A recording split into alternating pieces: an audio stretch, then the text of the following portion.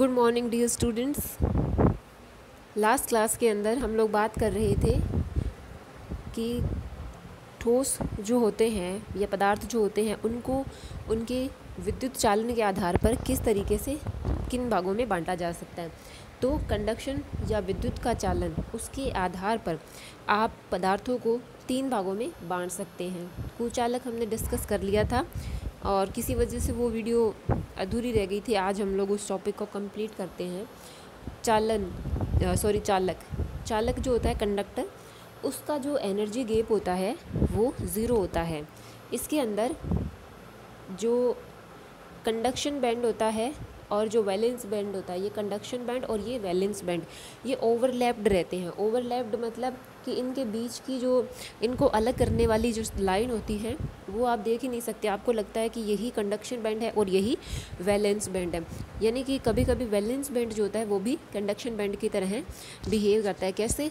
जैसे मान लीजिए किसी कंडक्शन बैंड के अंदर बहुत ही कम इलेक्ट्रॉन्स हैं, जैसे कि सोडियम होता है, एक ही इलेक्ट्रॉन रहता है आउटर मोस्ट सेल के अंदर, तो उसको अपने ही कक्ष के अंदर अपने ही उस एनर्जी लेवल में क्या होता है, इतना स्पेस मिल जाता है कि वो आराम से घूम सकता है। और अगर वहाँ पे मामूली सी भी अगर उसको एनर्जी मिलती है तो वो विद्युत का चालन करने में सक्षम होता है और वो उस बंध को तोड़ करके बाहर निकलने में सक्षम होता है। इनकी चालकता जो है वो बहुत ही ज़्यादा होती है, 10⁶ to 10⁸ महो प्रति मीटर।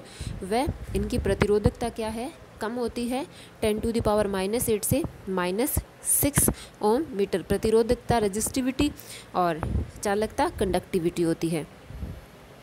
ठीक है। उसके बाद है जो मुक्त आवेश हैं वो आरोपित क्षेत्र के कारण निश्चित दिशा में प्रवाह करने लगते हैं। और निकटवर्ती परमाणुओं की बाहरी कक्षाओं का अतिव्यापन, जिससे क्या होता है, इलेक्ट्रॉन की कक्षाओं का व्यास अंतर परमाणुविक दूरी के ऑर्डर का होने से ये एक दूसरे पे बल को नष्ट कर देते हैं।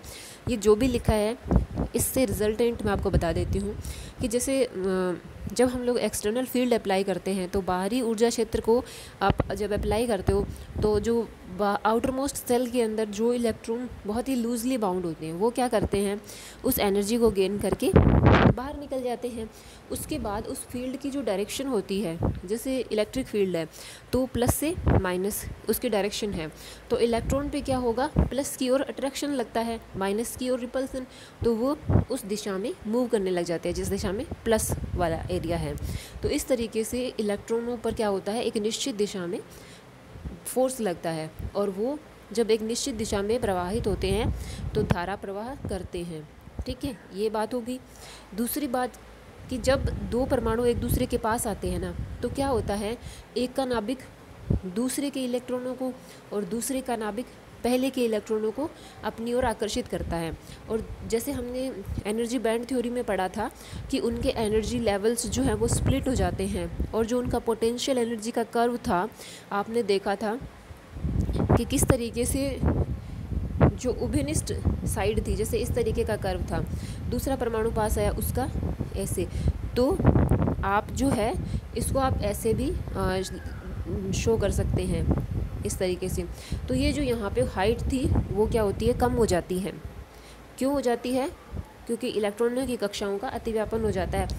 जो संयोजकता ऊर्जा स्तर होते हैं वो तो कॉमन हो जाते हैं दोनों के, एक ही मतलब कॉमन मतलब जैसे आपने पीछे वाले डायग्राम में देखा था, दोनों के एक ही रह जाते हैं। ठीक है। उसके बाद इनकी जो चालकता है वो ताप घटाने पर घटती है। ताप घटाने पर एक्चुअल में क्या होता है कि जो चालक होते हैं, जो कंडक्टर होते हैं, उनके पास क्या होता है, ऑलरेडी इतने फ्री इलेक्ट्रॉन्स रहते हैं कि अगर मान लीजिए आप टेम्परेचर रेज़ करते हो, ठीक है, तो टेम्परेचर रेज़ करने से क्या होता है, और ज़्यादा फ्री इलेक्ट्रॉन्स प्रोड्यूस होते हैं। और ज़्यादा फ्री इलेक्ट्रॉन्स प्रोड्यूस होने से क्या होता है कि इन इलेक्ट्रॉनों का जो संख्या घनत्व है वो इतना ज़्यादा बढ़ जाता है कि इनकी अपने ही चालक परमाणुओं से टक्कर होने लगती है और इन टक्करों की वजह से एनर्जी डीके होता है, मतलब ऊर्जा का क्षय होता है। तो इस तरीके से क्या होता है कि जो एक्चुअल में जो करंट प्रोड्यूस होती है वो बहुत ही कम रह जाती है। तापमान बढ़ाने पर इनकी कंडक्टिविटी जो है वो कम हो जाती है चालक परमाणुओं से टक्कर के कारण। अब ताप बढ़ाने पर चालकता कम होती है और प्रतिरोधकता बढ़ती है। ताप बढ़ता है, प्रतिरोधकता बढ़ती है, इसीलिए प्रतिरोध ताप गुणांक क्या है, धनात्मक होता है। एकल संयोजी धातु के समस्त संयोजी इलेक्ट्रॉन जो हैं वो मुक्त इलेक्ट्रॉन होते हैं, यानी कि सामान्य अवस्था में मेटल तो एक कंडक्टर की तरह बिहेव करता है। जैसे एक कोई मेटल है जिसका हर एक परमाणु एक इलेक्ट्रॉन दे रहा है, एक वैलेंस, जैसे हर एक परमाणु जो है उसके आउटर मोस्ट या वैलेंस बैंड में सिर्फ एक इलेक्ट्रॉन है, ठीक है। तो फिर क्या होता है, वो संयोजी धातु जो है उसके अंदर समस्त संयोजी इलेक्ट्रॉन जो है वो क्या होते हैं, मुक्त इलेक्ट्रॉन होते हैं। एज एन एग्जाम्पल तांबा है, चांदी है, ठीक है। उसके बाद हम लोग बात करते हैं अर्धचालक की, जो कि इस यूनिट का मेन पार्ट है। अर्धचालक में क्या होता है, जो एनर्जी गैप होता है, ये गैप जो होता है वो कंडक्टर से ज़्यादा और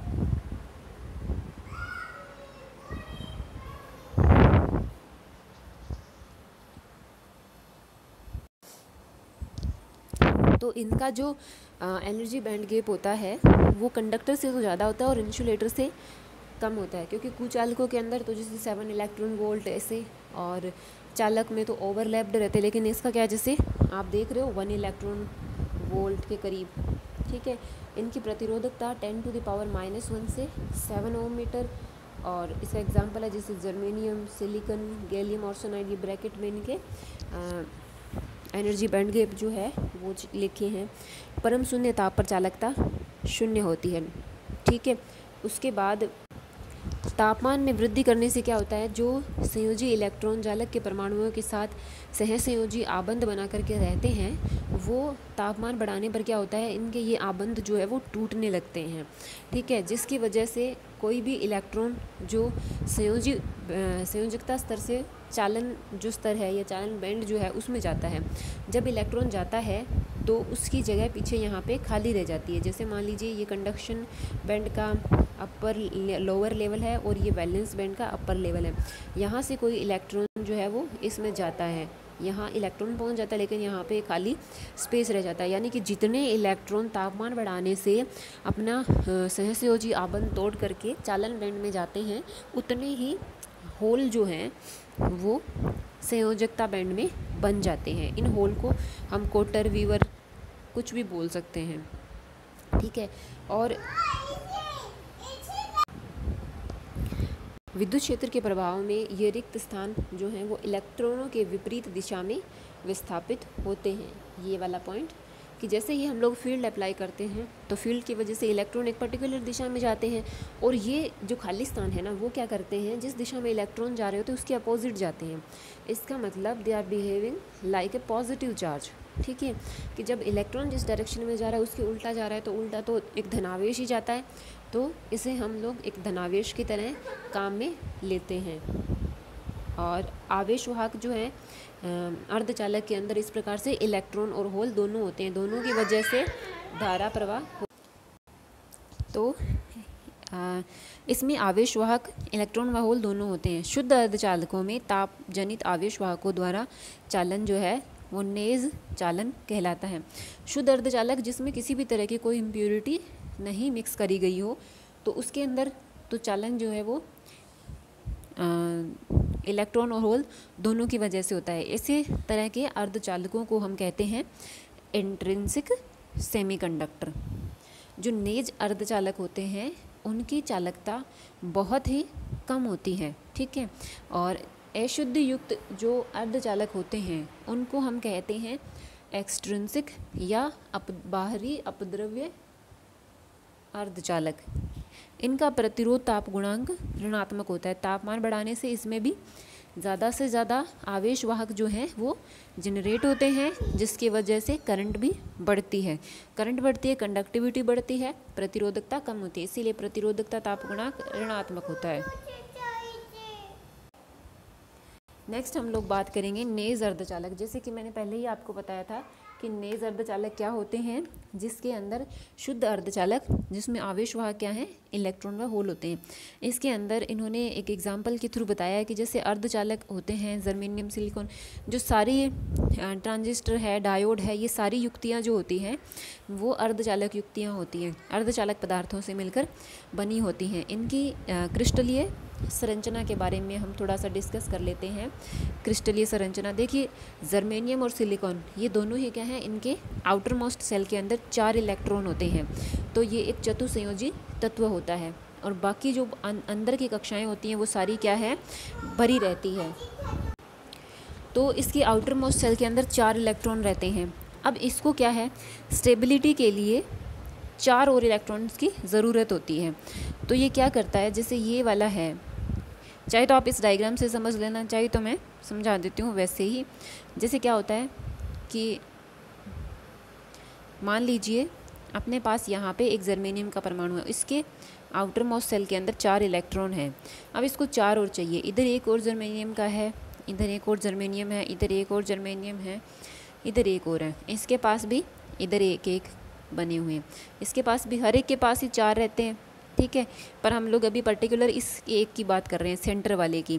तो इसके पास 4 तो हैं, और ये एक इसका ले लेगा, एक इधर वाले से भी एक इलेक्ट्रॉन उधार ले लेगा, इधर वाले से भी ले लेगा, इधर वाले से भी ले लेगा। तो इससे क्या होता है, इस सेंटर वाले के 8 जो हैं वो पूरे हो जाते हैं।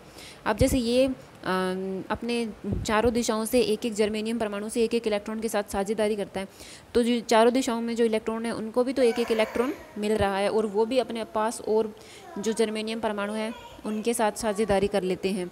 इस तरीके से ये अपना ऊर्जा स्तर जो है वो पूरा करते हैं, ठीक है। तो ये इनकी जो संरचना होती है अपना आउटर मोस्ट सेल कंप्लीट करने की, वो क्रिस्टलीय संरचना जो होती है वो क्या होती है, हीरे की जो संरचना होती है क्रिस्टलीय संरचना उसके जैसी होती है ये, ठीक है। तो हर परमाणु के 4 निकटतम परमाणु होते हैं, जैसे मैंने अभी आपको बताया था। तो ऐसी इनकी क्रिस्टलीय संरचना होती है, यानी कि हर एक जर्मेनियम जो है वो 4 अन्य के साथ सहसंयोजी आबंध बना करके अपना अष्टक पूरा करने की कोशिश करता है, ठीक है। फिर उसके बाद हम लोग बात करते हैं आवेशवाहक। तो जो अर्धचालक होते हैं उनमें परम शून्य ताप पर तो क्या होता है, कंडक्टिविटी 0 होती है, क्योंकि सभी जो संयोजी इलेक्ट्रॉन हैं जो संयोजकता ऊर्जा स्तर में हैं वो क्या है, जालक से बंधे रहते हैं और वो उससे निकलकर टूट करके निकल नहीं सकते हैं। तो फिर क्या होता है, इनकी चालकता 0 होती है। लेकिन जैसे ही हम लोग टेम्परेचर रेज करते हैं तो उससे क्या होता है, तो इसमें क्या होता है, जैसे टेम्परेचर आप रेज़ करते हो ना, तो फिर टेम्परेचर बढ़ने की वजह से जो संयोजी इलेक्ट्रॉन हैं उनके सहसंयोजी आबंध टूटेंगे और वो ऊपर वाले सेल में, ऊपर वाले कंडक्शन बैंड में चले जाते हैं, और पीछे क्या है, एक होल बन जाता है। यानी कि हर बार जब एक सहसंयोजी आबंध टूटता है तो एक इलेक्ट्रॉन वैलेंस से कंडक्शन में जाता है और वैलेंस बैंड में एक होल बन जाता है। यानी कि जितने होल बनेंगे उतने ही इलेक्ट्रॉन चालन बैंड में पहुंचते हैं, या यूँ कहें जितने इलेक्ट्रॉन चालन बैंड में पहुंचते हैं उतने ही होल संयोजी बैंड में बन जाते हैं। तो इस तरीके से इसमें आवेशवाहक जो हैं, मुक्त इलेक्ट्रॉन व होल जो हैं वो हमेशा पेयर में प्रोड्यूस होते हैं, और चालन बैंड में इलेक्ट्रॉनों की संख्या और संयोजकता बैंड में होल्स की संख्या जो है वो समान होती है। परम शून्य ताप पर कंडक्टिविटी 0, क्योंकि कोई भी इलेक्ट्रॉन जो है उनके पास इतनी एनर्जी नहीं होती है कि वो सहसंयोजी आबंध को तोड़कर ऊपर वाले चालन बैंड में पहुंच जाए, लेकिन टेम्परेचर रेज करने पर ऐसा हो सकता है। कक्ष के ताप पर जर्मेनियम में हर 10 की पावर 10 परमाणु से एक इलेक्ट्रॉन होल युग्म जो है वो उत्पन्न होता है, और तापमान बढ़ाने से आवेशवाहकों की जो संख्या है वो तेज़ी से बढ़ती है। अर्धचालक युक्तियों, डायोड, ट्रांजिस्टर आदि में नेज चालन अपेक्षित नहीं होता, क्योंकि ये जैसे 10 टू द पावर 10 परमाणु उसमें एक इलेक्ट्रॉन होल युग्म, तो आप सोचिए कि इसकी कंडक्टिविटी कितनी कम होगी नेज अर्धचालक की। इसमें आवेशवाहकों का अपेक्षित घनत्व जो है वो नहीं मिल पाता है हमें। इसमें आवेशवाहकों की संख्या क्या है, काफ़ी कम होती है टेम्परेचर बढ़ाने पर भी। और टेम्परेचर भी क्या है, एक लिमिट तक बढ़ा सकते हो आप, उसके बाद क्या है, नहीं बढ़ा सकते टेम्परेचर। तो जैसे जर्मेनियम है उसका 80 डिग्री है, सिलिकॉन है 85 है जर्मेनियम का, और सिलिकॉन का 180 डिग्री है। तो इससे ज़्यादा आप इसका टेम्परेचर भी नहीं बढ़ा सकते, ये भी दिक्कत आती है। फिर उसके बाद हम लोग बात करते हैं आवेश वाहकों की यादृच्छिक गति। तो इसको इन्होंने इस डायग्राम के थ्रू भी समझाया है। तो इसमें क्या होता है एक्चुअली कि मान लीजिए कोई मुक्त इलेक्ट्रॉन है जो ए स्थिति से निकला, ठीक है, यहाँ से ए स्थिति से ये इलेक्ट्रॉन निकला। अब ये ए जो है इसकी जगह क्या होता है, एक खाली कोटर या होल बन गया ना, ये वाला खाली कोटर या होल बन गया। अब क्या होता है, बी से कोई इलेक्ट्रॉन आकर के इस ए की जगह को भरता है, ए की जगह को भरता है तो बी में होल बन जाएगा, ठीक है। फिर क्या होता है, ये जो बी पर खाली जगह है वहाँ पर सी से कोई इलेक्ट्रॉन आकर के उस जगह को भरता है, तो उससे सी पे होल बन जाएगा। इसी तरीके से इधर मैंने लिखा नहीं डी, जैसे डी पॉइंट है, यहाँ से कोई इलेक्ट्रॉन आकर के सी की जगह को भरता है तो उससे डी पे होल बन जाता है। यानी कि जिधर जैसे अपने इलेक्ट्रॉन है वो किधर जा रहा है, डी से सी की ओर, सी से इलेक्ट्रॉन कहाँ से कहाँ गया, शुरुआत में तो ए से निकला, फिर बी से, फिर सी से, फिर डी से, और होल जो है वो किधर, डी सी बी ए, इस तरीके से। यानी कि इलेक्ट्रॉन जिस डायरेक्शन में जा रहा है, होल जो है उसके अपोजिट डायरेक्शन में जा रहा है। इलेक्ट्रॉन की गति ए बी सी डी और होल की डी सी बी ए, इस तरीके से गति होती है। जिस डायरेक्शन में इलेक्ट्रॉन जाता है उसके अपोजिट। इसे सिंपली ऐसे भी समझ सकते हो, जैसे ए पॉइंट है, बी पॉइंट है, सी पॉइंट है, डी। ए से इलेक्ट्रॉन निकल के चला गया कंडक्शन बैंड में या कहीं भी जालक में, तो यहाँ पे होल बन गया। इनके पास इलेक्ट्रॉन था, अब ये इलेक्ट्रॉन यहाँ आ गया, ये तो भर गया, यहाँ होल बन गया, ठीक है, ये भर गया। अब ये इलेक्ट्रॉन यहाँ आ गया तो यहाँ होल बन गया, ये भर गया। ये इलेक्ट्रॉन यहाँ आ गया, यहाँ होल बन गया, ये भर गया। इलेक्ट्रॉन कैसे जा रहे हैं, ए से गया, बी से गया, सी से गया, डी से गया। होल कैसे जा रहा है, ऐसे ऐसे ऐसे, ये होल जा रहा है, ये इलेक्ट्रॉन जा रहे हैं। इस तरीके से जिधर इलेक्ट्रॉन जाते हैं उसके अपोजिट जाते हैं। ये आवेश वाहकों की गति इसके अंदर इस तरीके की होती है, ठीक है। तो ये हम लोगों ने बात करी नेज अर्धचालकों की संरचना, उसमें आवेश वाहक और आवेश वाहकों की यादृच्छिक गति के बारे में। एक्चुअल में क्या होता है, समराइज़ कर देती हूँ, ठीक है, कि नेज अर्धचालक कौन से हैं, शुद्ध अर्धचालक, जिसमें कोई भी इम्प्योरिटी नहीं मिलाई गई है, जिसमें आवेश वाहक इलेक्ट्रॉन व होल होंगे और वो हमेशा पेयर में प्रोड्यूस होंगे। नॉर्मल टेम्परेचर पे कंडक्टिविटी 0 होती है। टेम्परेचर बढ़ाने पर क्या होता है, संयोजी बैंड से इलेक्ट्रॉन जो है वो सहज संयोजी कोवैलेंट बॉन्ड तोड़ करके कंडक्शन बैंड में जाते हैं, जिससे वहाँ पर इलेक्ट्रॉन पहुँच जाते हैं और पीछे क्या रह जाता है, होल रह जाता है, खाली स्थान रह जाता है। इसीलिए वो एक धनावेश की तरह बिहेव करता है, ठीक है। इनकी क्रिस्टलीय संरचना चतुष्फलकीय या हीरे के समान होती है। ओके, अब हम लोग नेक्स्ट जो है वो हम नेक्स्ट क्लास में करेंगे। Okay, thank you.